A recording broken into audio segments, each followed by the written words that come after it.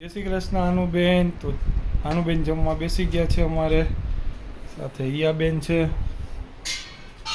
અને જમવામાં છે આજે ભાત, છાશ ઠંડી, પછી છે ભીંડાનું શાક, પછી આ લસણવાળી ખાંડેલી ચટણી છે સાથે, પછી દાળ છે ચણાની, સાંભારો, ગુંદાનો સંભારો આંટી આપી ગયા છે. આ ભાઈ આ છે ને આ કાચી કેરી છે, પણ એક સબસ્ક્રાઈબરે પૂછ્યું હતું કે આની રેસીપી આપો, એટલે હવે એ રીમા એ બતાવશે. આ સામેથી આવ્યા છે અડદ છે ને આ રીમા બનાવે છે એની રેસીપી. જો આમાં છે ને સિંગ તેલ કાચું નાખી દેવાનું. જો તમને થોડીક આમ ચટપટી ભાવતી હોય થોડુંક વધારે નાખવાનું.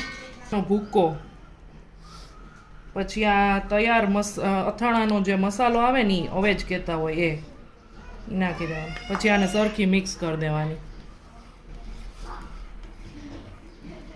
આ થઈ ગઈ ખાખડી રેડી.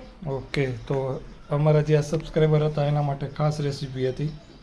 ઓકે, ચાલો તો જમવા બેસી જાય આપણે. ચલો.